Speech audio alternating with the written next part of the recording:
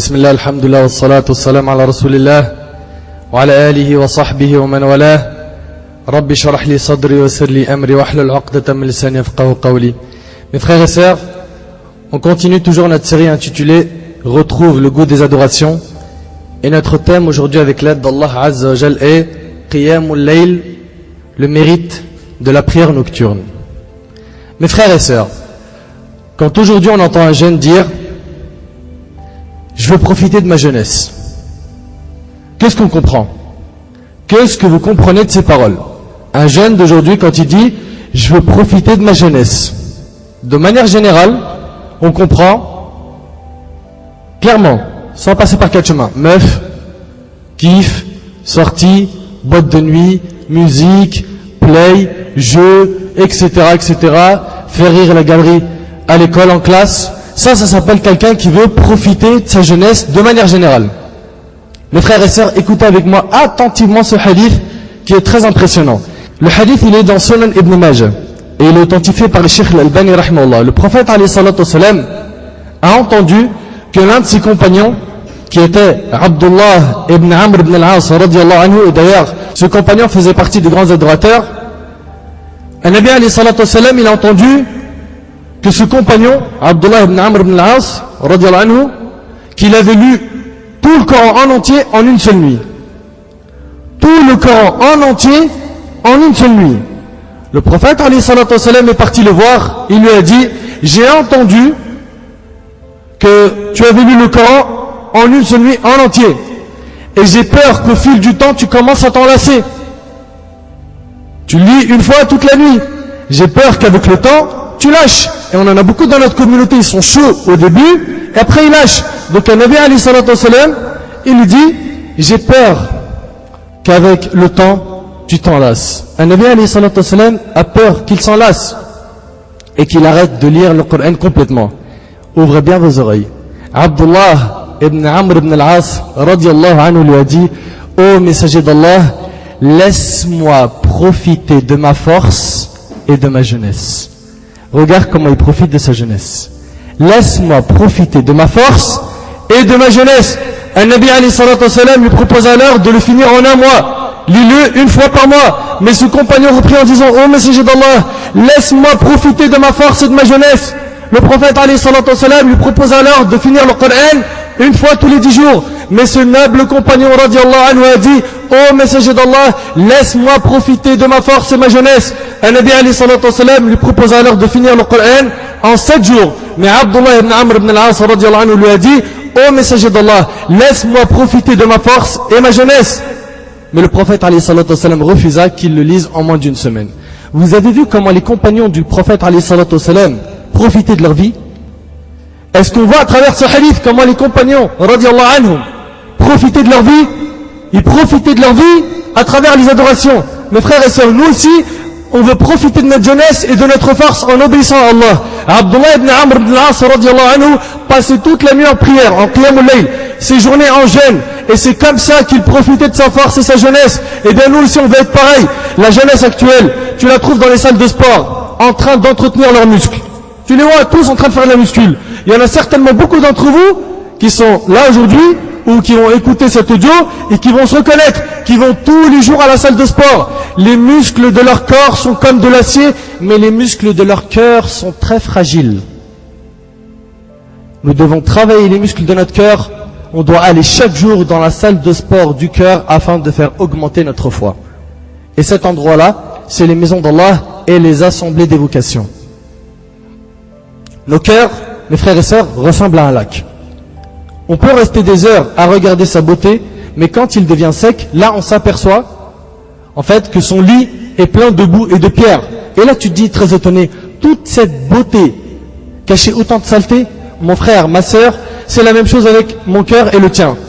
Notre cœur, de l'extérieur, on voit qu'il est propre, mais en vérité il est plein de déchets. Les fonds de nos cœurs sont pleins de désirs, de choses douteuses et de mauvaises choses, etc., etc., etc. C'est la foi qui vient recouvrir tout ça et embellir nos cœurs. On veut que la foi nous immunise contre les transgressions et les péchés. Mes frères et sœurs, j'ai une question qui me tracasse. Qui d'entre nous a fait son maximum avec Allah? Soyons honnêtes. Qui d'entre nous a fait son maximum avec Allah? Qui quel a été notre maximum dans la religion? Qu'avons-nous fait de grand pour Allah Azza wa Jal? Qui peut dire qu'il a été pieux toute sa vie, du début à la fin? Mes frères et sœurs, il y en a parmi les musulmans qui ont embrassé l'islam plus tard que nous et qui nous ont devancés dans la da'wah, dans la prière, dans le Coran, dans le jeûne et dans tout le reste de nos adorations. Sa'd ibn Mu'adh radiyallahu anhu a embrassé l'islam alors qu'il n'avait que 31 ans. Il tomba martyr à l'âge de 37 ans. Ça veut dire qu'en fait, il adorait Allah Azza wa Jal pendant 6 ans. Pourtant, quand il décéda, le trône d'Allah Azza wa Jal s'est mis à trembler, comme c'est rapporté dans les livres d'histoire des compagnons. Voilà le résultat de ces adorations en 6 ans. Mon frère, ma sœur, est-ce que toi, avec ton comportement actuel, tu peux honnêtement affirmer que si tu meurs au bout de 6 ans d'adoration, tu arriveras au même résultat? Il y a des gens qui sont dans un état inactif et d'autres qui démarrent à la rencontre d'Allah Azza wa Jal sans s'arrêter. C'est comme quelqu'un qui est à l'arrêt dans sa voiture et qui voit une Mercedes arriver à toute vitesse à sa droite. À peine il tourne sa tête à gauche, il voit un BM qui arrive à toute vitesse et lui il est à sa place en point mort. Et c'est comme ça dans la religion. On a des gens qui avancent très très vite, d'autres qui sont très lents, ils sont même au point mort. Mes frères et sœurs, nous on doit être les premiers dans tout. Personne ne doit nous dépasser dans cette course vers Allah Tabaraka wa Ta'ala. Notre sujet est Qiyamul Layl, la prière nocturne. C'est pas un petit sujet. C'est pas un petit sujet. Et je vous le dis, wallahi, honnêtement, sincèrement, en préparant ce dars, j'ai ressenti un grand remords car je suis loin de ce sujet. Ne le prenez surtout pas mal, mon but n'est pas de vexer, mais en vérité, on est tous dans le même bateau. Et c'est pour cela que je me suis dit qu'on va apprendre ensemble ce sujet afin de s'entraider mutuellement. Qiyamul Layl. Tu sais c'est quoi Qiyamul Layl? Se lever la nuit, de sa couverture pour prier pour Allah Azza wa Jal, des prières surérogatoires. Et je demande à Allah Azza wa Jal qui nous guide tous dans le droit chemin et qui nous donne la grâce de nous réveiller pour faire Qiyamul Layl. Et je demande à Allah Azza wa Jal de nous faire aimer Qiyamul Layl. Nous prétendons tous et toutes sans exception suivre les pieux prédécesseurs, as-salaf as-salih. Mais qui d'entre nous prie la nuit? Qui? Les salafs, eux, priaient la nuit. La preuve, selon Abi Umama radiyallahu anhu, le prophète alayhi salatu wa salam a dit: je vous recommande vivement la prière nocturne. Pourquoi? Car c'est l'usage des pieux qui vous ont précédés. Un rapprochement de votre Seigneur, une expiation de vos péchés et un éloignement du mal. Subhanallah, un éloignement du mal. Qiyamul Layl. Le hadith il est rapporté par Tirmidhi. Et selon Abu Hurayra radiyallahu anhu, le prophète alayhi salatu wa salam a dit: Allah Azza wa Jal descend au ciel de ce monde chaque nuit après le dernier tiers de la nuit. Puis il dit, subhanahu wa ta'ala, je suis le roi. Je suis le roi qui m'adresse des demandes pour que je les exauce, qui me demande pour que je lui donne, qui me demande pardon pour que je lui pardonne. Il reste ainsi jusqu'à la lumière de l'aube. Le hadith il est rapporté par Bukhari et Muslim et ceci est la version de Muslim. Et méditez avec moi sur ce hadith. Selon Abu Hurayra radiyallahu anhu, le prophète alayhi salatu wa salam a dit: quand l'un de vous s'endort, le diable fait 3 nœuds derrière sa tête. Quand tu dors, le diable il fait 3 nœuds derrière ta tête, en disant sur chacun d'eux que ta nuit soit longue, dors. S'il se réveille entre-temps et évoque Dieu exalté, l'un de ces nœuds se délie. Dès que tu te lèves et que tu dis Alhamdulillah, alladhi ahyana ba'dama amatana wa ilayhi nushur, quand tu fais l'invocation du réveil, il y a un nœud qui se délie. S'il fait ses ablutions, le deuxième nœud se délie. Et s'il prie, les 3 nœuds se délient tous. Ainsi, il se réveille plein d'énergie. Sinon, il est plein de paresse. Le hadith est rapporté par Bukhari et Muslim. Et je tiens à signaler une chose qu'on a découvert il n'y a pas longtemps. La traduction de ce hadith, qui est dans Riyad al-Salihin, n'est pas bonne. La traduction, en fait, en arabe, c'est il se réveille tayyib an-nafs. Tayyib an-nafs ou khabith an-nafs. Quand on parle de celui qui ne se réveille pas, plein de paresse, ils ont traduit ça par une bonne odeur d'haleine.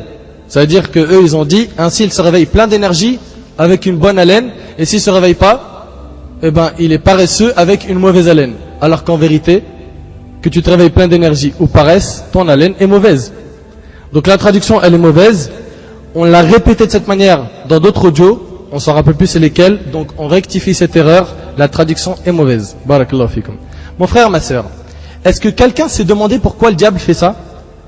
Pourquoi est-ce qu'il attache des nœuds quand tu dors? Pourquoi 3 nœuds? Tout simplement parce qu'il ne veut pas que tu te réveilles pour faire Qiyamul Layl. il sait pertinemment que ce n'est pas bon pour ses affaires que tu te lèves et que tu accomplisses des prières nocturnes. C'est un danger pour lui. Que tu te lèves la nuit, c'est grave. Car la prière nocturne est un lien particulier avec Allah Azza wa Jal. Et lui, il ne supporte pas que tu aies un lien privilégié avec Allah. Donc, il ne se contente pas d'un seul nœud, mais 3 nœuds. 3 nœuds. Tu bouges pas du lit. Dors. Que ta nuit soit longue. En ce qui nous concerne, lorsque l'on fait des nœuds, on n'en fait qu'un. Mais le diable, il nous en fait 3 pour pas qu'on se réveille. Il fait de grands efforts pour s'assurer qu'on ne se réveillera pas toute la nuit. Il y a des savants qui relient ce hadith à Surat Al-Falaq. Surat Al-Falaq, la sourate 113. Wallah Azza wa Jalla dit Qul a'udhu bi rabbil falaq min sharri ma khalaq wa min sharri ghasiqin idha waqab wa min sharri nafathati fil 'uqad. Contre le mal de celles qui soufflent les sorcières sur les nœuds. Et ici les savants disent c'est comme si le diable utilisait la sorcellerie pour nous jeter un sort. Quand on se réveille, par exemple, à 4h30 du mat, et qu'on sait qu'il reste encore une demi-heure pour le fajr, on regarde le réveil, on se dit tiens, il reste encore une demi-heure. Alors, je vais dormir encore un quart d'heure. Je vais dormir encore un quart d'heure. En fait, on est sous l'influence du diable. Le seul moyen de s'en défaire est d'évoquer le nom d'Allah, faire ses ablutions et prier 2 rak'at. Ces 3 choses nous immunisent contre le diable et son influence. Une fois que tu as fait ça, c'est terminé, le diable, il te laisse tranquille. Quand le prophète alayhi salatu wassalam dit on devient plein d'énergie, il veut dire actif dans l'obéissance à Allah tabaraka wa ta'ala, actif pour se rapprocher d'Allah et actif pour ne pas suivre ses passions, les mauvaises influences, etc. Et si par malheur on ne se réveille pas, on devient paresseux, on s'éloigne d'Allah tabaraka wa ta'ala en pensant aux péchés du passé et du présent. Arrivez-vous à imaginer à quel point le diable fait des efforts pour qu'on ne se réveille pas pour Qiyamul Layl? Le prophète alayhi salatu wassalam avait dit à Khadija radiyallahu anha au début de la révélation, Ya Khadija, l'ère du sommeil est révolue. L'ère du sommeil est révolue. Et moi aussi, je veux qu'aujourd'hui, on se le dit et qu'on le sache, que celui qui veut évoluer, s'éduquer, celui qui veut arriver à un degré de foi, celui qui veut se purifier de l'intérieur, celui qui veut laver son cœur de ses péchés, eh bien celui-là doit crier haut et fort, l'ère du sommeil est révolue. Bon, dites-moi maintenant, mes frères et sœurs, honnêtement, Qiyamul Layl, c'est facile ou c'est dur? Se lever la nuit pour Allah Azza wa Jal nous paraît difficile. Mon frère, ma sœur, combien de fois tu t'es levé pour X autres raisons pendant la nuit? Tu verras que tu t'es levé plein de fois. Tu t'es levé pour réviser tes cours. Combien de fois tu es resté devant la télé tard le soir ou à parler au téléphone? Ou combien de fois tu t'es levé de ton lit pour aller faire tes besoins? Et il se pouvait que ce moment-là c'était le moment de Qiyamul Layl ou bien le moment du Fajr. Il a fait ses besoins, il a fait ses besoins, il est reparti dormir. Ou elle est repartie dormir. Combien de fois as-tu passé la nuit dans le quartier ou à la plage? On voit que beaucoup d'entre nous se sont levés plusieurs fois de leur lit pour d'autres raisons que Qiyamul Layl. Et se réveiller pour Allah Azza wa Jal, c'est difficile. Si c'est aussi dur que cela, c'est parce que nos cœurs sont trop attachés à ce bas monde. On peut rester éveillé toute une nuit pour s'amuser et faire les clowns, mais pour Allah Azza wa Jal, ça devient trop dur. C'est pas logique. La différence entre celui qui se lève la nuit pour prier, Qiyamul Layl, et celui ou celle qui ne prie pas est comme celui qui utilise une voiture pour se rapprocher d'Allah et celui qui utilise une fusée. Il y a une différence entre les deux. Une grande différence. Malgré tous les efforts de l'automobiliste, jamais il ne pourra égaler la vitesse de celui qui aborde de la fusée. Mes frères et sœurs, notre rassemblement, celui d'aujourd'hui, a beaucoup de valeur. Et tous les rassemblements qui ont pour but de parler d'Allah Tabaraka wa Ta'ala ont beaucoup de valeur. Certains d'entre nous, vous savez à quoi ils ressemblent? Ils ressemblent à ceux qui ont eu une coupure d'eau chez eux. Et qu'après 3 jours, elle est revenue. Logiquement, après 3 jours, tu vas pas boire du robinet. Tu vas pas prendre un tout petit peu d'eau du robinet, mais tu vas remplir des bidons. En te disant, peut-être, il est possible qu'il n'y ait plus d'eau plus tard. Tu vas faire un petit stock à la maison. Eh bien, écoutez bien, le dars d'aujourd'hui, ou les durous de manière générale, en les écoutant, on est en train de boire, car on a eu une coupure de foi qui a été trop longue, chez nous, ou bien dans les endroits qu'on fréquente. Et il est grand temps de remplir notre foi à fond. Soyons malins. Saisissons cette opportunité avant qu'elle ne soit coupée de nouveau exactement comme l'eau dans nos robinets, avant que l'indifférence ne nous gagne de nouveau. Encore une fois, on veut saisir cette opportunité pour goûter à la foi et la fortifier avec l'aide d'Allah Azza wa Jal à travers Qiyamul Layl, la prière nocturne. Une adoration, hélas, qui a été délaissée par beaucoup de musulmans et beaucoup de musulmanes. On devrait penser comme les businessmen. Comme les businessmen. Un cheikh en Égypte qui s'appelle Hazm Shuman, Hafidhullah, il raconte qu'un de ses amis, qui était un agent immobilier, un jour il lui a dit « Je suis pas content, je suis triste ». Il lui a dit « Qu'est-ce qu'il y a ?» Il a dit « Aujourd'hui j'ai perdu 5000 livres égyptiennes ». Il lui a dit « T'as perdu 5000 livres égyptiennes ?» Il lui a demandé pourquoi. Il lui a répondu « J'ai vendu un appartement à 140 000 livres alors que je l'avais acheté 100 000 livres. » Le cheikh lui a dit « Mais comment ça t'as perdu? Tu l'as vendu à 140 000, tu l'avais acheté 100 000. T'as pas perdu. » Il lui a dit « T'as gagné 40 000 livres. » Il a dit « Non, j'ai perdu car j'aurais pu le vendre 145 000 livres. » Ça c'est le businessman sur terre. Nous on devrait réfléchir comme cette personne mais pour l'au-delà. De la même manière, mais pour Al-Jannah, le paradis. Le commerçant ne calcule pas seulement ses pertes, il calcule aussi le bénéfice présumé qu'il n'a pas fait. Alors dites-vous bien une chose, aucune opération commerciale ne pourra égaler les bienfaits de Qiyamul Layl, les prières nocturnes. Ibn al-Munkadir, rahimahullah, un parmi nos ancêtres, disait « Il ne reste plus que 3 plaisirs dans ce bas monde. » Dans ce bas monde, il n'y a que 3 plaisirs. 1. Qiyamul Layl, la prière nocturne. 2. La rencontre des frères en Dieu. Se rencontrer pour Allah Azza wa Jal. La rencontre des frères en Dieu. 3. La prière en groupe. Je répète, Qiyamul Layl, la prière nocturne. 2. La rencontre des frères en Dieu. Et 3. La prière en groupe. C'est les 3 bonheurs de ce bas monde. Les 3 bonheurs de ce bas monde.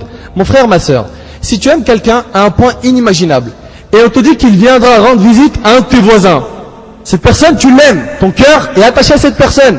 Et on te dit, cette personne va visiter ton voisin ce soir. Je te jure que tu ne pourras pas trouver le sommeil, tellement tu vas penser à lui ou à elle. Alors, vous vous imaginez, mes frères et sœurs, qu'Allah, tabaraka wa ta'ala, qui est l'être le plus cher à notre cœur, la prunelle de nos yeux, celui qu'on préfère à tous et à toutes, chaque jour, il descend du 7e ciel pour se rapprocher de nous.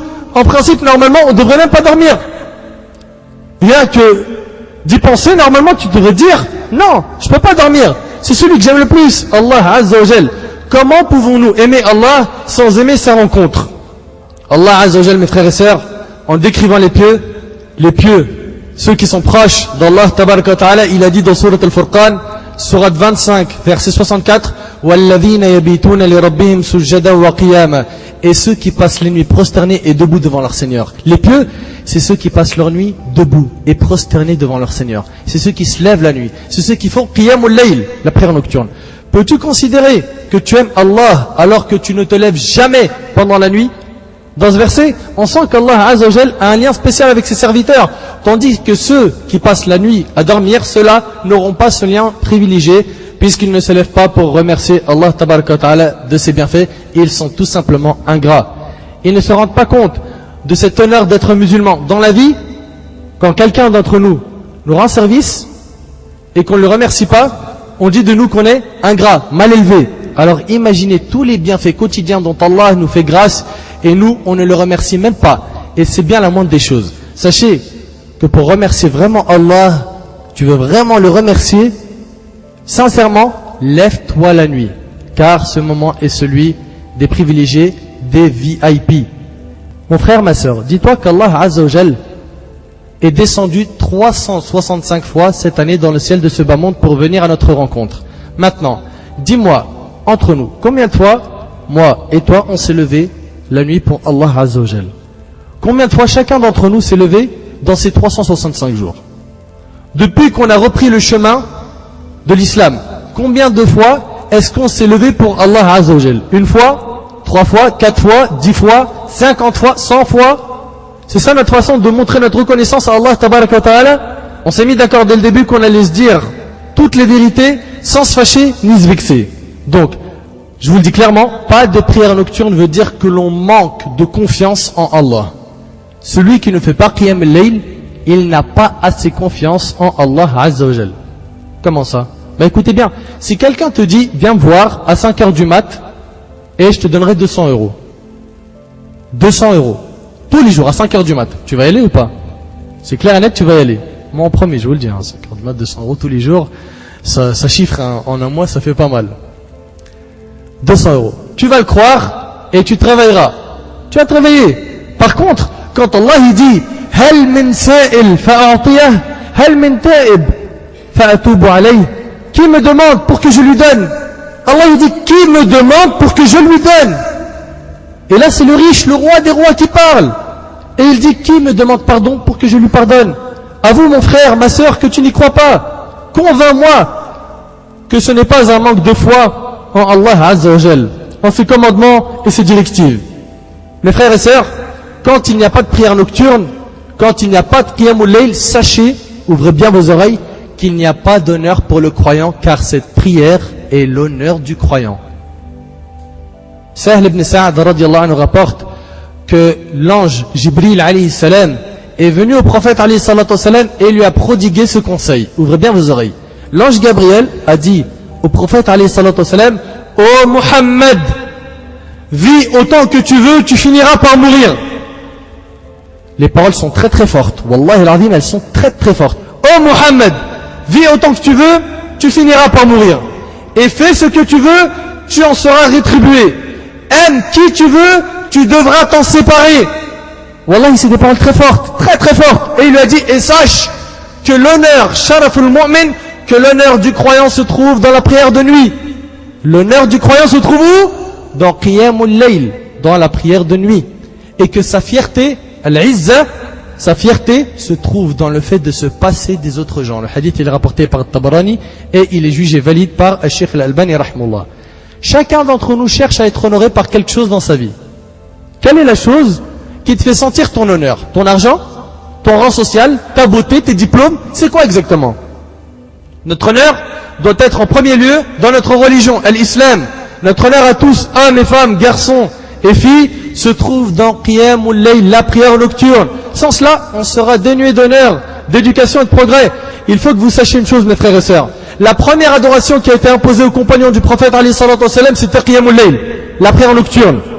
Elle leur a été imposée avant la prière obligatoire, avant le pèlerinage, al-hajj, avant la zakat, et même avant les différentes règles de notre religion. Sans Qiyamul Layl, sans la prière nocturne, la communauté ne produira rien de bon. Tu t'es posé la question pourquoi Allah Azza wa Jal n'a pas imposé le jeûne, la zakat, le pèlerinage toute l'année comme Qiyamul Layl? Tout simplement parce que Qiyamul Layl a un rôle éducatif très important. Pendant 13 ans à la Mecque et 10 ans à Médine, le prophète alayhi salatu wassalam et ses compagnons étaient en période de préparation. La première période, ils l'ont passé à se préparer moralement et psychologiquement pour devenir des hommes. La deuxième période, ils l'ont passé à propager l'islam partout dans le monde. Partout dans le monde. Vous voyez, ils ont passé quand même 13 ans à se préparer moralement, car c'était l'étape la plus importante. Leur préparation a commencé avec Qiyamul Layl, avec la prière nocturne. Je vais vous dire une chose qui va certainement vous blesser. Si on ne se lève pas pour faire la prière nocturne, cela veut dire qu'on est insensible à l'appel d'Allah Azza wa Jal, et je suis le premier concerné. Tu vas me dire, mais comment cela? Je te réponds, Allah Tabaraka wa Ta'ala a dit dans Sourate Al-Isra, Sourate 17, verset 79, وَمِنَ اللَّيْلِ فَتَهَجَّدْ بِهِ نَافِلَةً لَكَ عَسَى أَن يَبْعَثَكَ رَبُّكَ مَقَامًا مَحْمُودًا. Et de la nuit, consacre une partie avant l'aube pour des salats surrogatoires. Allah, il dit dans le Coran, et de la nuit, consacre une partie avant l'aube, avant le Fajr, donc Qiyamul Layl, pour des salats surrogatoires, afin que ton Seigneur te ressuscite en une position de gloire. Mes frères et sœurs, ces paroles doivent à tout prix nous toucher. Allah a parlé plusieurs fois de Qiyamul Layl dans le Coran. D'ailleurs, Allah, en décrivant les qualités des pieux, dans Surat Al-Furqan, Allah Azza wa Jal a dit, Surat 25, verset 64, وَالَّذِينَ يَبِيتُونَ لِرَبِّهِمْ سُجَّدًا وَقِيَامًا. Ceux qui passent les nuits prosternés et debout devant leur Seigneur. Comment écouter ces versets et considérer que Qiyamul Layl c'est rien? Allah a même dit dans Surat Al-Sajda, Surat 32, verset 16, تتجافى جنوبهم عن المضاجع يدعون ربهم خوفا وطمعا ومما رزقناهم ينفقون فلا تعلم نفس ما أخفي لهم من قرة أعين جزاء بما كانوا يعملون. Ils s'arrachent de leur lit. Regarde Allah quand il parle des pieux, il dit quoi? Ils s'arrachent de leur lit. Ça veut dire qu'ils ne supportent pas leur lit tellement ils aiment la prière. Ça c'est qui? Les pieux. Allah il parle d'eux en disant ils s'arrachent. T'imagines, tatajafa junubum. Ils s'arrachent de leur lit pour invoquer leur Seigneur par crainte et espoir, et ils font largesse de ce que nous leur attribuons, aucun être ne sait ce qu'on a réservé pour eux comme réjouissance pour les yeux en récompense de ce qu'ils œuvraient. Allah, en décrivant les pieux, a dit dans Sourate Al-Dhariyat, Sourate 51, verset 17, Kanu qalilan min al-layli ma yahja'un. Ils dormaient peu la nuit. Ils dormaient peu la nuit. Un pieux, une pieuse, c'est ceux qui dorment pas beaucoup. Après, il va te dire, ouais, mais moi, si j'ai pas mes 8 heures, si j'ai pas mes 10 heures, si j'ai pas mes 15 heures, si j'ai pas mes je ne sais combien d'heures, et il y en a en plus, ils dorment presque toute la journée, ou d'autres qui dorment toute la nuit, et ils ratent des prières, tout ça c'est catastrophique. Quelqu'un qui veut faire quelque chose pour sa religion, qui veut bosser, qui veut être utile pour sa communauté, il ne peut pas dormir toute la nuit. C'est impossible, c'est inconcevable qu'une personne cherche à œuvrer pour la Ummah et elle dort beaucoup. Avec tous ces versets, on ne peut que confirmer que si on ne se lève pas pour Qiyamul Layl, la prière nocturne, notre amour pour Allah Azza wa Jal est incomplet. Et qu'on ne le glorifie pas comme il le mérite. Et cela veut dire aussi que nous n'avons pas vraiment foi en lui et qu'on a perdu notre honneur. Allah nous demande clairement dans le Coran de nous lever. Allah dit dans Sourate Al-Muzammil, Sourate 73, versets 1 à 5, Ya ayyuhal muzammil, qum al-layla illa qalila, nisfahu aw inqus minhu qalila, aw zid alayhi wa rattil al-Qur'ana tartila, inna sanulqi alayka qawlan thaqila. Ô toi l'enveloppé dans tes vêtements, lève-toi pour prier toute la nuit. Excepté une petite partie, sa moitié ou un peu moins, ou un peu plus. Et récite le Coran lentement et clairement. Quand tu récites le Coran, récite-le lentement et clairement. Nous allons te révéler des paroles lourdes, très importantes. Le Coran, c'est des paroles lourdes, importantes. Ces paroles lourdes sont la religion. Et pour pouvoir prendre la responsabilité de cette religion, il faut se lever la nuit pour Qiyamul Layl. Comment pouvons-nous rater Qiyamul Layl après tous les versets que l'on vient d'entendre? Pour faire Qiyamul Layl facilement, pense aux compagnons. Pense à nos ancêtres, qui le faisaient avec amour.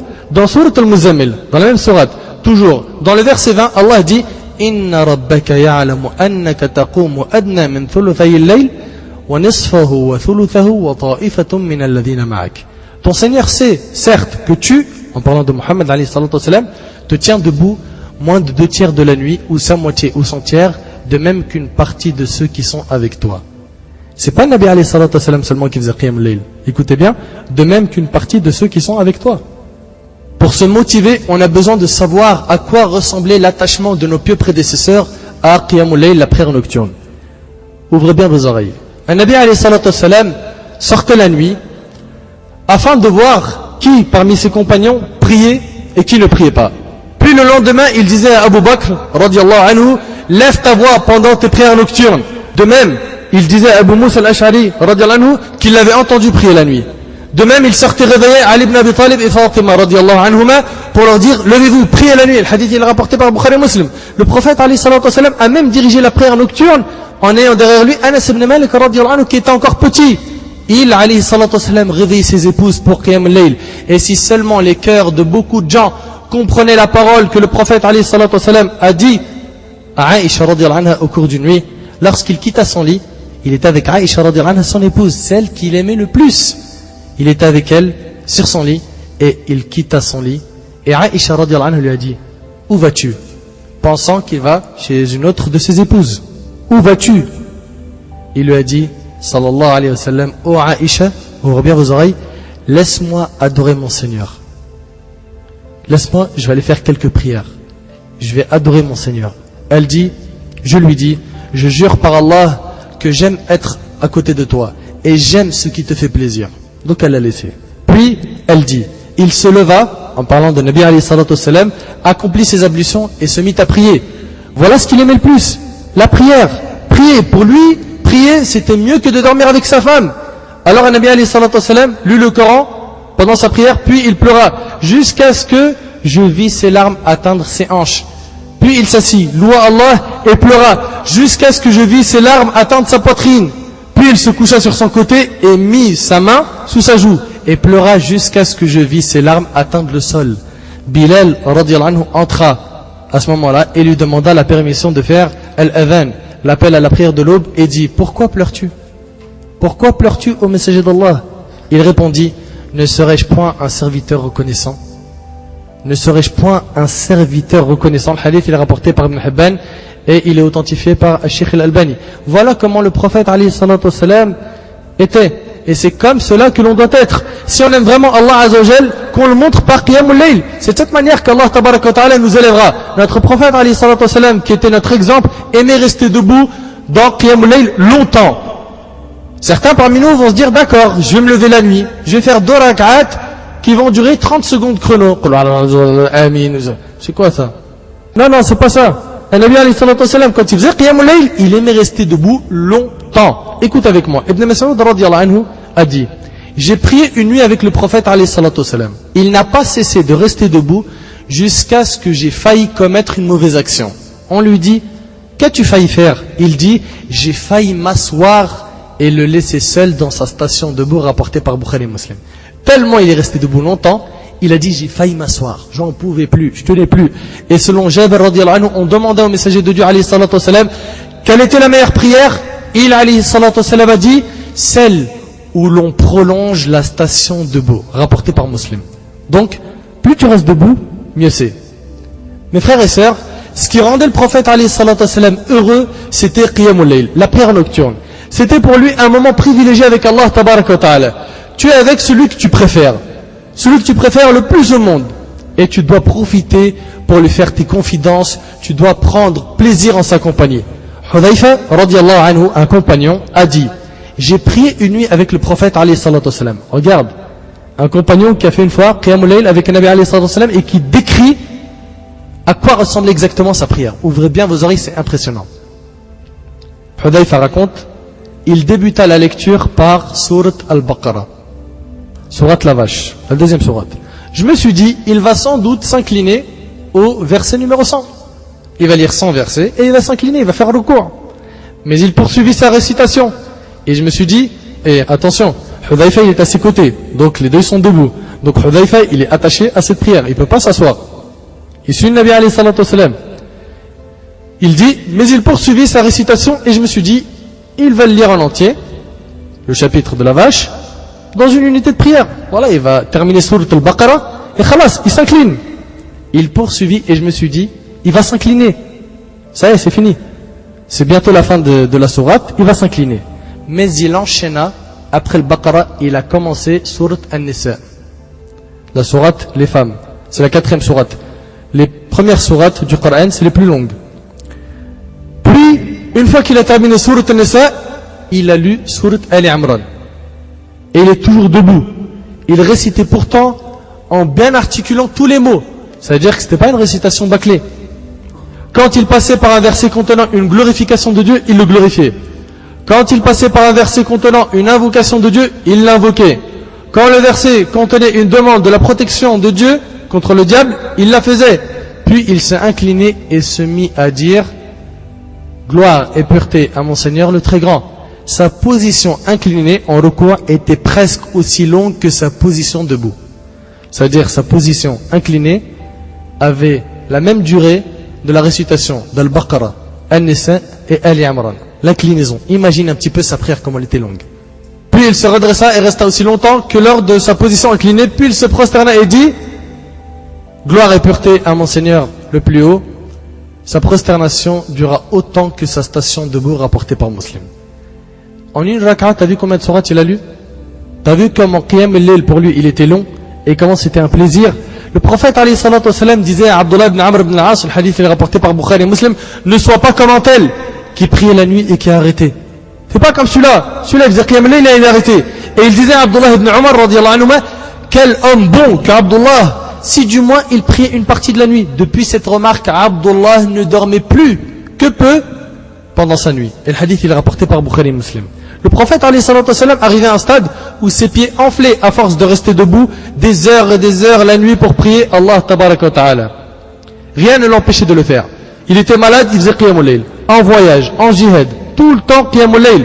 Dans l'une de ses batailles contre les mécréants, le prophète alayhi salatu wassalam avait désigné Abbad ibn Bishr radiyallahu anhu pour faire la garde la nuit pour protéger le sommeil des guerriers. Celui-ci, Abbad ibn Bishr, regarde ce compagnon comment il a été éduqué. Celui-ci a commencé à faire sa prière nocturne. Et un ennemi en a profité pour se rapprocher et l'attaquer avec des flèches. Abbad ibn Bishr, il se mange une flèche. et une deuxième, et une troisième, et plusieurs flèches. Et il n'a pas eu le courage d'interrompre sa prière, qui était Qiyamul Layl, pas une prière obligatoire. Il enleva la flèche et continua sa prière. Il reçut une autre flèche, il fit pareil, et ainsi de suite, jusqu'à ce qu'il ne puisse plus bouger. Et là, il réveilla ses compagnons pour donner l'alerte. Et il dit, si je n'avais pas été celui qui protégeait l'accès aux musulmans, je n'aurais pas interrompu la prière jusqu'à mon dernier souffle. T'imagines? Si je n'avais pas été celui qui protège l'accès aux musulmans, je n'aurais pas interrompu la prière jusqu'à mon dernier souffle. Vous avez vu à quel point il aimait Qiyamul Layl? Qui d'entre nous sait prier comme ça? Omar ibn al-Khattab radiyallahu anhu travaillait nuit et jour lorsqu'il était calife. Et il disait, si je dors la nuit, je me néglige moi-même. Et si je dors pendant la journée, je néglige mes citoyens. Donc comment puis-je dormir entre ces deux choses? S'il dort la nuit, il se néglige lui-même, c'est-à-dire qu'il ne fait plus Qiyamul Layl. Et s'il dort dans la journée, qu'est-ce qu'il fait? Il néglige ses citoyens. Et il était calife. Et d'après Uthman al-Nahdi, rahimahullah, il rapporte qu'Abu Hurayra, radiyallahu anhu, un grand compagnon, son épouse et leurs serviteurs se partageaient la nuit en 3 tiers pour prier. Chacun priait 1 tiers, puis réveillait l'autre, afin d'accomplir à son tour ses louanges à Allah. 3 tiers, la nuit elle est divisée en 3 tiers, et ils sont 3. Chacun est pris 1 tiers. Pourquoi? Pour que toute la nuit dans cette maison, il y ait Qiyamul Layl.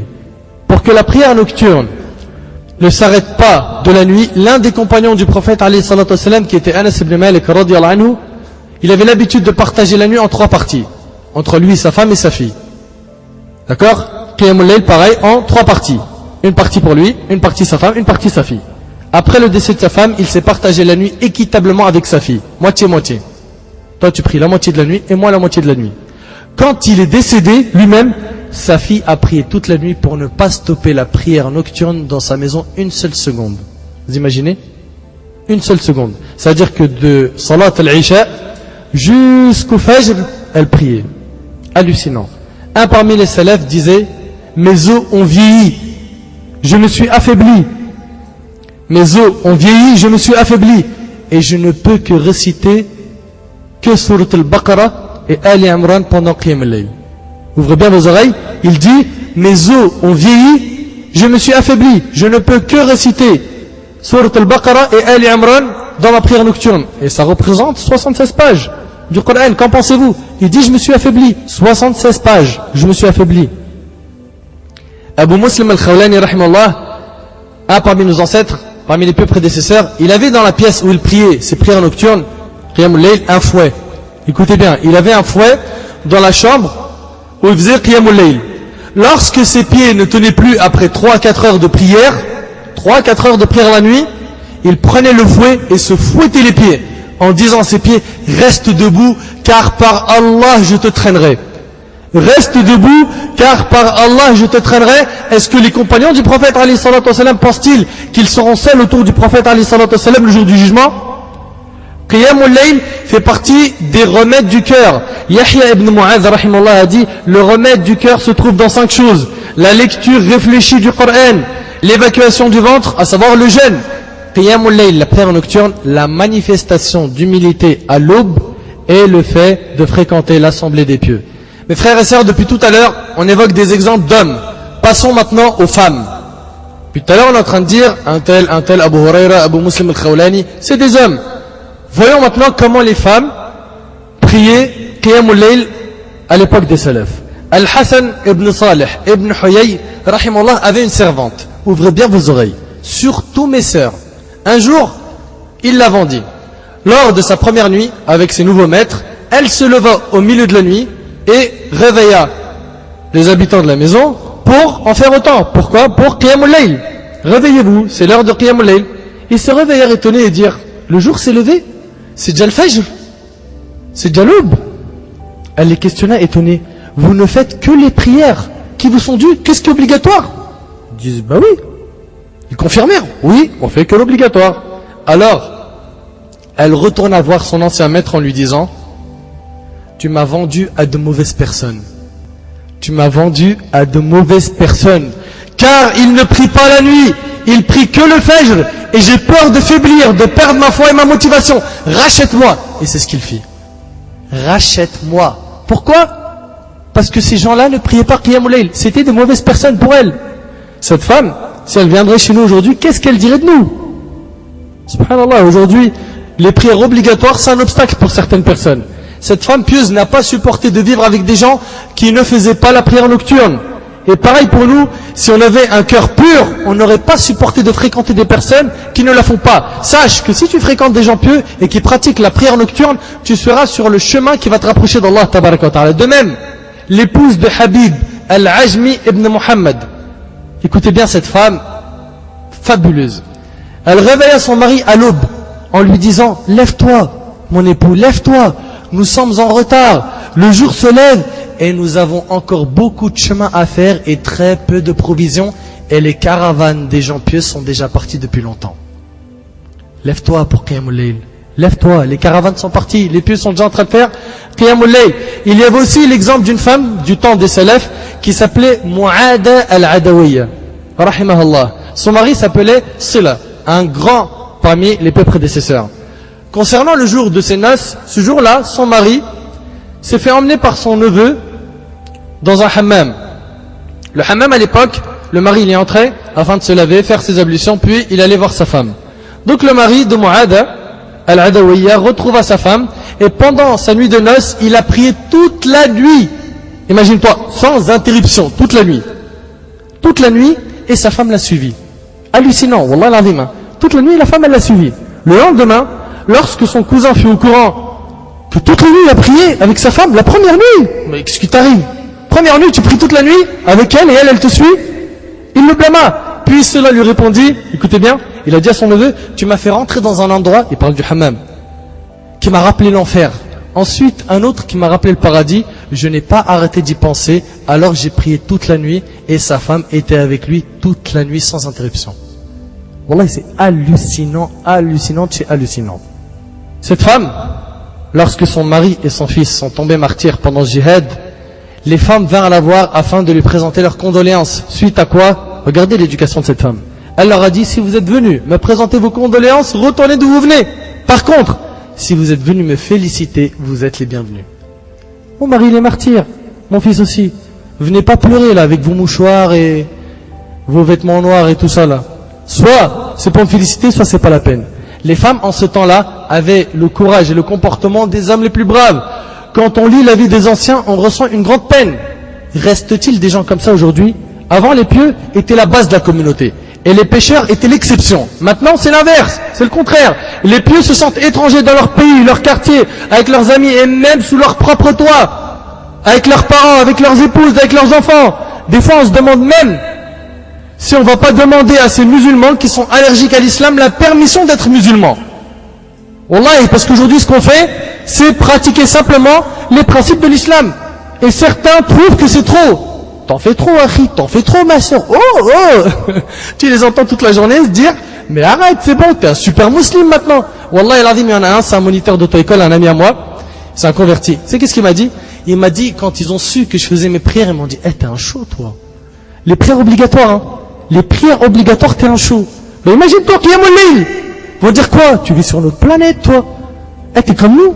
Tu manges la même chose, tu respires comme nous. Mais subhanallah. Ça devrait être le normal. Mais aujourd'hui, tout a changé. Tout a changé. Les plus, c'est l'exception. Hélas. Wala hawla wala quwwata illa billah al-ali al-azim. Mes frères et sœurs, les gens du faux, des passions, n'hésitent pas à diffuser le faux sans aucune honte. Comment est-ce que nous, aujourd'hui, qui sommes les gens du vrai, est-ce qu'on peut rester inactifs? Comment est-ce possible? Ils commettent la fornication et s'en vantent. Ils fument sans aucun problème, en dérangeant tout le monde. Ils volent des voitures, des sacs à main, des téléphones. Ils frappent leurs parents. Ils fatiguent leurs voisins. Et ils ne se gênent pas de faire le haram devant tout le monde.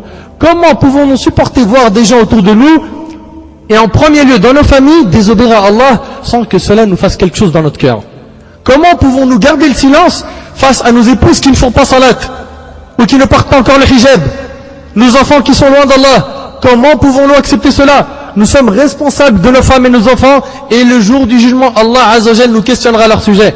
Allez mes frères et sœurs, on se motive, on se transforme tous et toutes en prêcheurs à Allah Azza wa Jal, et apportons chacun d'entre nous une pierre à ce grand édifice qui est l'islam, en faisant chacun quelque chose pour notre religion. Commençons par connaître notre religion et prenons exemple, écoutez bien, ça va peut-être blesser certains, prenons exemple sur les femmes de nos ancêtres. Je dis pas les hommes parce que c'est peut-être trop une barre levée, on dit les femmes déjà.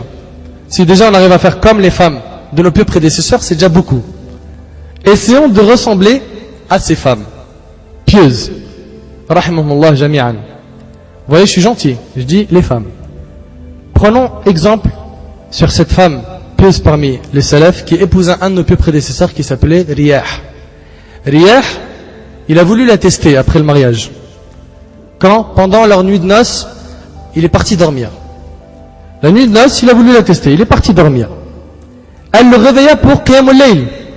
Et c'est ce qu'il voulait. Il refusa de se lever. Il lui a dit non. Elle a attendu un petit peu, et elle est revenue à la charge.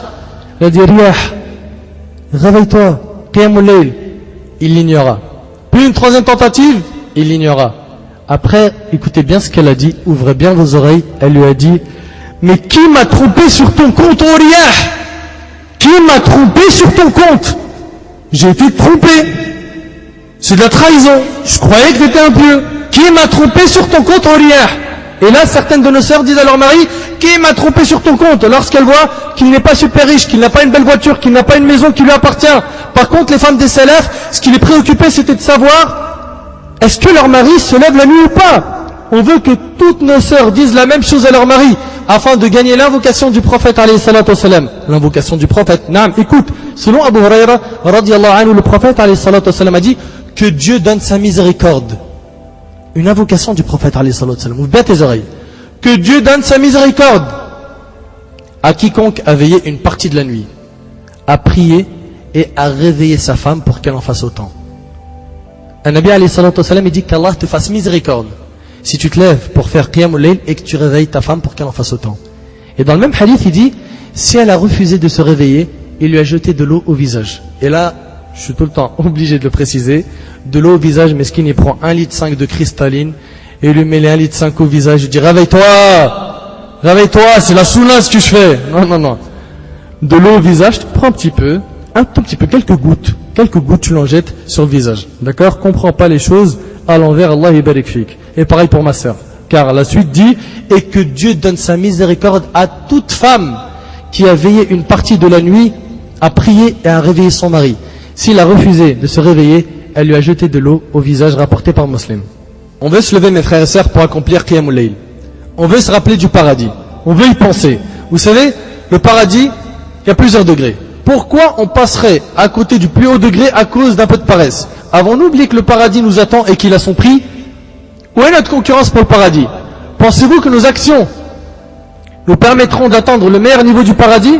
Le paradis, c'est pas une petite chose, c'est une grande chose. Quand Allah Azza wa Jal a décrit les bienfaits terrestres, écoutez bien ce qu'il a dit dans Surat Ash-Shu'ara, Surat 26, versets 57 à 59, Allah a dit فَأَخْرَجْنَاهُمْ مِنْ جَنَّاتٍ وَعُيُونٍ. Allah là, il est en train de décrire les bienfaits de ce bas monde.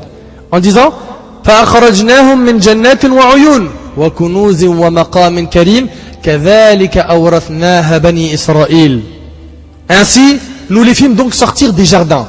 Allah ici parle des bienfaits de la terre. Écoute bien. Ainsi, nous les fîmes donc sortir des jardins, des sources, des trésors et d'un lieu de séjour agréable. Il en fut ainsi.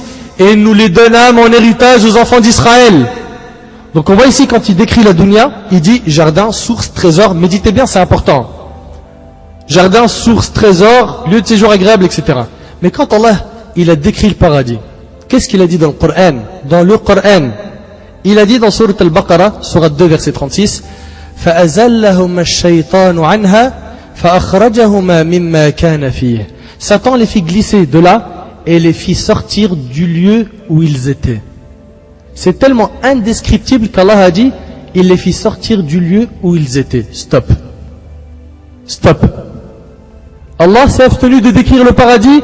On ne peut même pas imaginer la magnificence du paradis. Mes frères et sœurs, on perd un paradis qui est indescriptible en s'éloignant des œuvres pieuses et à cause de la paresse. Le paradis doit être notre motivation pour faire la prière nocturne, Qiyamul Layl, car Allah Azza wa Jalla a dit dans Surat Al-Sajda, Surat 32, verset 17, فَلَا تَعْلَمُ نَفْسٌ مَا أُخْفِيَ لَهُم مِّن قُرَّةِ أَعْيُنٍ جَزَاءً بِمَا كَانُوا يَعْمَلُونَ. Aucun être ne sait ce qu'on a réservé pour eux comme réjouissance pour les yeux. Écoute bien, Allah il dit quoi sur le paradis? Aucun être ne sait ce qu'on a réservé pour eux comme réjouissance pour les yeux, en récompense de ce qu'ils œuvraient. Mes frères et sœurs, combien de personnes de nos familles se lèvent pour Qiyamul Layl? Combien dans notre famille? Combien on en a parmi eux qui se lèvent pour Qiyamul Layl? Combien de personnes se lèvent la nuit pour la prière nocturne dans notre quartier? Combien de personnes se lèvent la nuit pour Qiyamul Layl dans toute notre ville ou même dans tout notre pays? Le bilan est triste. Le bilan est triste. Mais il nous fait prendre conscience que seuls les élus d'Allah Azza wa Jal se lèvent la nuit. Wallah al-Azim, c'est pas n'importe qui. C'est pas n'importe qui. Sommes-nous de ces élus? Est-ce qu'on veut faire partie de ceux qui se lèvent la nuit? Il faut que personne ne nous devance pour aller vers Allah Azza wa Jal et se rapprocher de lui.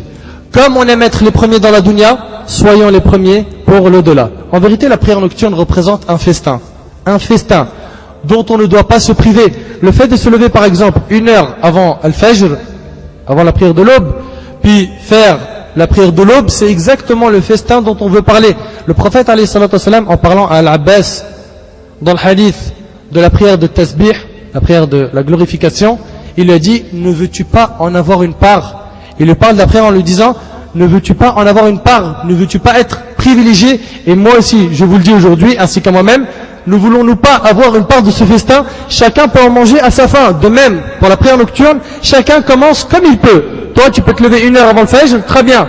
L'autre, 1h30, très bien. Une autre personne peut se lever 2 heures avant Al-Fajr, très bien. Chacun fait selon ses moyens et ses capacités. Si tu fais ta salat, Qiyam al-Layl, puis celle du witr, ensuite, juste avant l'aube, tu restes à ta place à faire une demande de pardon, al-istighfar, fi waqt al-sahar, wa bil ashari hum yastaghfirun. Avant le Fajr, il y a un moment qui s'appelle waqt al-sahar. Il est sunnah de faire al-istighfar, demander pardon à Allah Azza wa Jal. Puis après, tu fais tes ablutions. Tu pars à la mosquée 5 à 10 minutes avant al-adhan. Après, t'entends l'adhan, tu répètes la même chose que le mu'adhin. Tu fais ta prière du Fajr. Ensuite, ta prière obligatoire au premier rang, du côté droit de l'imam. Après, tu as commencé à louer Allah Azza wa Jal pour te souvenir de lui jusqu'au lever du soleil. Enfin, tu accomplis 2 unités de prière qui sont rak'atay et duha. Et de même pour nos sœurs, elles peuvent faire la même chose chez elles. Est-ce que tu peux imaginer les milliers de bonnes actions que tu gagneras en faisant ça? Tu vois tout ce que je viens de dire là tout de suite là? Ça c'est par milliers, voire même par millions de hasanat. La prière nocturne illumine les personnes qui la font. On a demandé à Al-Hasan al-Basri rahimahullah pourquoi les gens qui font la prière de la nuit ont les plus beaux visages. Pourquoi ceux qui font Qiyamul Layl, il y a une lumière sur leur visage? Pourquoi est-ce qu'ils sont beaux? Il a répondu rahimahullah, parce qu'ils ont eu une séance privée avec le Clément, alors il les a couverts de sa lumière. Une séance privée avec Allah Azza wa Jal. Qiyamul Layl, la prière nocturne, a été la cause du repentir d'Al-Fudayl ibn Iyad rahimahullah. Cet homme était un voleur. Ce grand savant était un voleur. Et un jour, lorsqu'il s'est introduit chez une personne pour voler ses biens, il a entendu un homme prier la nuit en lisant le verset où Allah Azza wa Jal dit dans Surat Al-Hadid, Surat 57, verset 16, Alam ya'nin alladhina amanu an takhsha'a qulubuhum li dhikrillah. Le moment n'est-il pas venu pour ceux qui ont cru que leur cœur s'humilie à l'évocation de Dieu?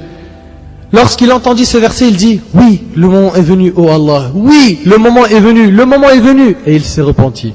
Celui qui prie la nuit, Allah illumine son visage. Muhammad ibn Sirin, rahimahullah, les gens quand ils le voyaient, ils disaient Subhanallah. Ils glorifiaient Allah, tellement son visage était plein de lumière. Plein de lumière. Un médecin qui a fait une étude scientifique sur la prière nocturne a conclu que les gens atteints de varices et qui accomplissent la prière nocturne ont vu celle-ci s'estomper. C'est un miracle, puisque c'est une maladie qui est causée par la station debout. Et subhanallah, elle est guérie par la grâce d'Allah tabaraka wa ta'ala par la même station debout pendant Qiyamul Layl. Par la même station debout. Il faut savoir que les du'as sont exaucés pendant Qiyamul Layl. Et le meilleur moment pour faire une prière de consultation, c'est pendant le temps de Qiyamul Layl. Du début à la fin, la prière nocturne a un grand mérite. Et ça commence par tes ablutions, qui purifient ton corps des péchés. Ensuite, tu fais 2 rak'at de qiyam. Ensuite, chaque pas que tu fais vers la mosquée t'élève d'1 degré et t'enlève un péché. Imagine les milliards, ou les millions, ou les milliers de péchés que tu as. Chaque pas t'efface un péché. Ensuite, en répétant le adhan, tu perds tous tes péchés. Si tu accomplis la sunnah du subh, qui est Al-Fajr, tu auras tout gagné, car le prophète alayhi salatu wassalam a dit les 2 rak'at du Fajr valent mieux que ce bas monde et ce qu'il contient. Mon frère, ma sœur, est-ce que tu serais plus en colère de perdre 100 000 euros ou de rater la prière de Al-Fajr? Certains, ils vont dire clairement, si je perds 100 000 euros, c'est grave. Un Nabi alayhi salatu wassalam, il dit les 2 rak'at du Fajr valent mieux que ce bas monde entier et ce qu'il contient. C'est-à-dire, les 2 rak'at du Fajr valent mieux que ces 100 000 euros que tu aurais pu perdre ou que tu flipperais de les perdre.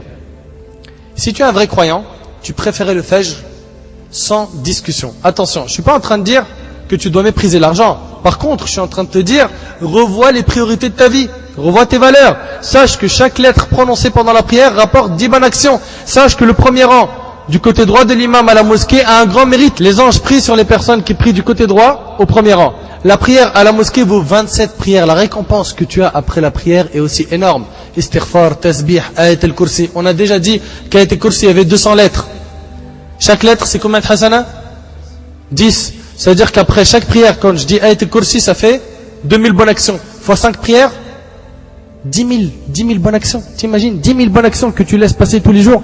Et si tu restes après le Fajr, jusqu'au lever du soleil, jusqu'à Shuruq, à évoquer Allah Azza wa Jal, et que tu attends un petit peu après le lever du soleil, 15 minutes à peu près, et que tu accomplis 2 rak'at, tu as la récompense d'un hajj et d'une umrah, conformément au hadith du prophète alayhi salatu wassalam.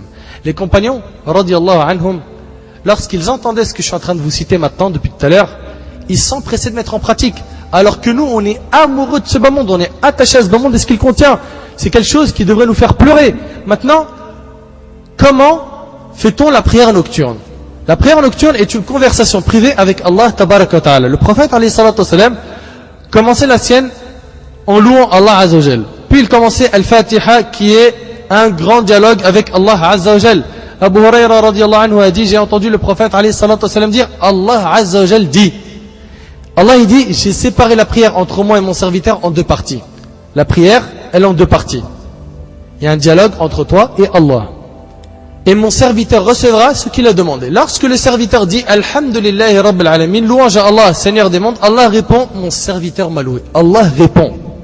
Quand tu dis Alhamdulillahi Rabbil Alamin, Allah te répond. Hamidani Abdi. Ar-Rahman Ar-Rahim, le miséricordieux, le très miséricordieux, Allah répond, mon serviteur m'a exalté. Lorsqu'il dit Maliki Yawmiddin, maître du jour dernier, Allah répond. Subhanallah, Allah te répond. C'est un dialogue, Al-Fatiha. Allah il dit, mon serviteur m'a glorifié. Et en une occasion, il dit, mon serviteur s'est soumis à ma puissance. Et lorsqu'il dit Iyyaka na'budu wa iyyaka nasta'in, c'est toi seul que nous adorons et c'est toi seul dont nous implorons le secours, Allah répond, ceci est entre moi et mon serviteur aura ce qu'il a demandé. Tu dis ça, c'est parti. Dua mustajab, l'invocation est exaucée. Et lorsqu'il dit Ihdina sirat al-mustaqim, plus important, de demander la guidée. Sirat alladhina an'amta alayhim, ghayr al-maghdubi alayhim, guide-nous dans le droit chemin. Le chemin de ceux que tu as comblés de faveur, non pas de ceux qui ont encouru ta colère ni des égarés. Allah répond, ceci est pour mon serviteur et mon serviteur aura ce qu'il a demandé. Rapporté par Muslim. Donc le prophète alayhi salatu wa sallam, dans sa prière, il ressentait tout ça. Il ressentait le dialogue. Il ressentait que c'était un dialogue avec Allah Azza wa Jal. Pendant que tu es en prière, je veux que tu te mettes en tête que tu lis le message qu'Allah Azza wa Jal nous a envoyé. Le Coran est un message d'Allah aux habitants de la terre. Imagine une lettre d'une personne qui t'est chère. Tu passerais ton temps à la lire et à la relire et à la relire et à la relire. De même pour le Coran, mon frère, ma soeur, quand tu récites les versets pendant Qiyamul Layl, tu dois vivre ce moment comme un moment privilégié et intime avec Allah. Quand tu t'inclines pour lui, prends le temps d'apprécier ce moment et pense que tu t'inclines devant le Seigneur de l'univers. Après, dans la plus grande humilité, chaque partie de ton corps et tes 5 sens doivent se prosterner devant le Très-Haut. Pendant ce grand moment, demande à Allah ce que tu veux. C'est le meilleur moment pour demander pardon pour nos péchés quotidiens. Laisse-toi aller avec ton Créateur, raconte-lui tes peines et demande-lui son indulgence pour tes transgressions. Raconte à Allah Azza wa Jal tes soucis. Plains-toi à Allah Azza wa Jal. Aujourd'hui, on a des gens, ils se plaignent plus à Allah, ils se plaignent aux gens. Et on a une nouvelle catégorie de personnes qui ne se plaignent plus aux gens, qui se plaignent d'Allah Azza wa Jal. On a des gens aujourd'hui qui se plaignent plus aux gens, ils se plaignent plus à Allah Azza wa Jal, mais ils se plaignent d'Allah. Pourquoi Allah il m'a fait ça? Pourquoi j'ai eu ça? Est-ce que tu penses qu'Allah il est juste? Est-ce que tu penses? Et des paroles, a'udhu billah. Et ça, bien sûr, c'est parce qu'ils ne connaissent pas assez leur religion. Il faut à tout prix qu'ils apprennent la science. Une parenthèse. Cheikh Ibn Baz, rahimahullah, a dit, la sunna, dans la nuit, c'est al-jahr. C'est de lire à haute voix. La nuit, la sunna, c'est de lire à haute voix. Que ce soit une prière obligatoire ou une prière surrogatoire. Soit le musulman prie seul ou avec d'autres personnes. S'il y a quelqu'un avec lui comme sa femme, qu'il la place derrière lui. D'accord? Si lui va prier Qiyamul Layl, elle se met derrière lui. Et s'il est seul, il a le choix entre soit il récite à voix haute, soit il récite à voix basse. Les deux sont possibles. Dans Qiyamul Layl, les deux sont possibles. Aïcha radhiyallahu anha rapporte que le prophète alayhi salatu wassalam lisait parfois à voix haute et des fois à voix basse. Le mieux, c'est qu'il lit à la manière qui va le mettre à l'aise et qui va surtout réveiller son cœur. Fin de citation de la parole du Cheikh Ibn Baz, rahimahullah. Je voudrais rajouter aussi que la prière nocturne se fait par 2 unités de prière. D'accord? Par 2 unités, pas plus. Et on finit avec le witr. Le witr, lui, peut être d'une raka'a, 3, 5, 7 ou 9. Tout ça, ça a été rapporté dans des hadiths authentiques.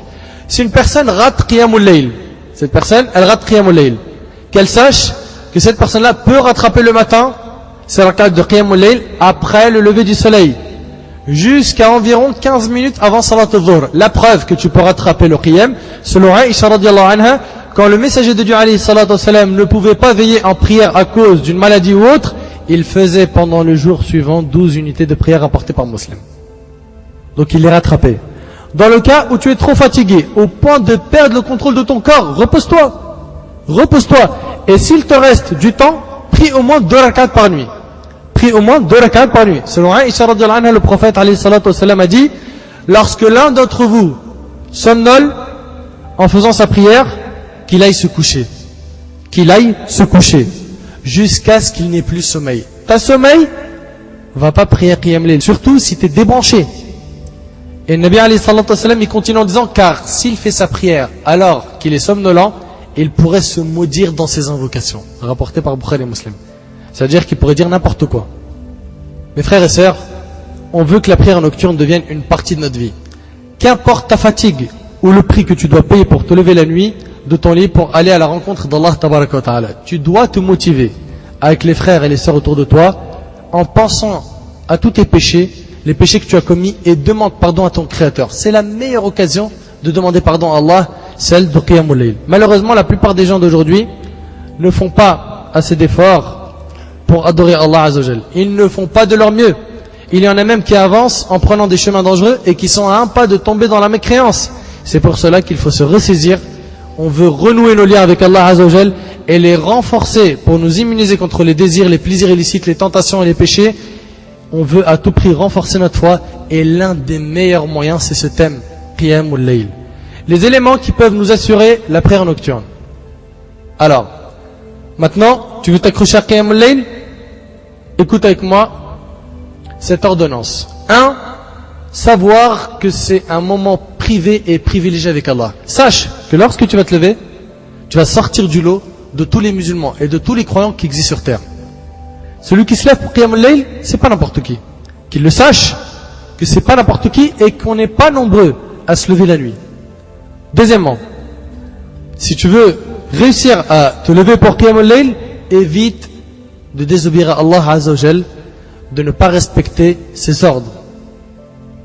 Sufyan al-Thawri, rahimahullah, l'un des grands savants parmi les pieux prédécesseurs, a dit: j'ai désobéi à Allah en faisant un péché, suite à quoi Allah m'a privé de Qiyamul Layl pendant 5 mois.